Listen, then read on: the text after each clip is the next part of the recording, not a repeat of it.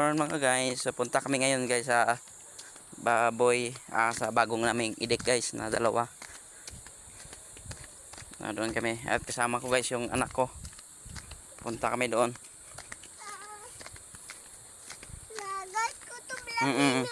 Oh, hipos na. Hipos.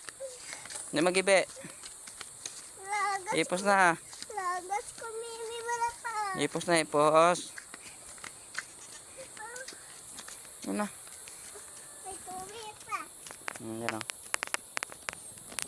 Yan guys o. Yung daan na papunta doon sa kon guys.